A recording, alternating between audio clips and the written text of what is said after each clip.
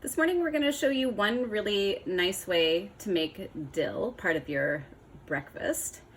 Now with dill that comes from Kahumana farm, it's already been washed and processed, so it's really clean. But as a practice, it's really good to make sure that the dill that you've got is fresh and clean.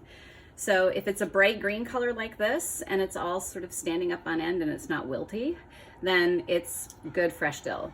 Now with a bunch like this, you may find it hard pressed to use all the dill. So we're going to show you a couple of ways, but starting with breakfast.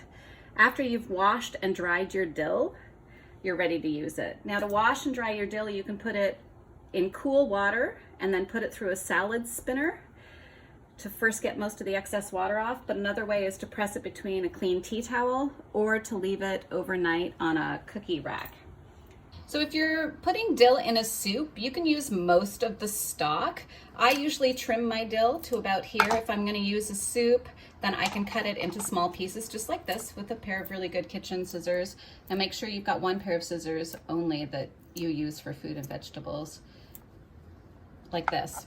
As soon as you start cutting up, you'll see that up from the stalk is how you get really fine pieces of dill. Just like this. If you have a machine like this, it's really easy. This is a scraper to sort of pull all your things together, and it has different sizes. This is for herbs.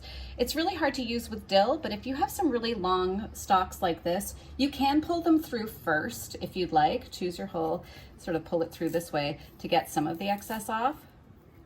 But dill is so fine that I find this tool a little bit hard, but it'll come in useful later when we do some other videos.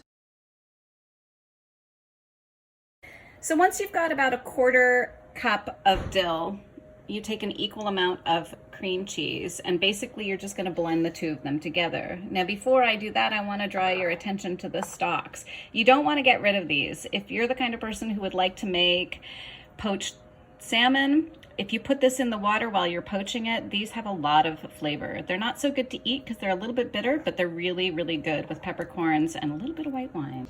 Okay, so I put the dill in, and the easiest way is if your cream cheese is at room temperature, all you really have to do is take a fork and just start gently to blend it together. Okay, it'll take about 2 or 3 minutes until it's completely blended.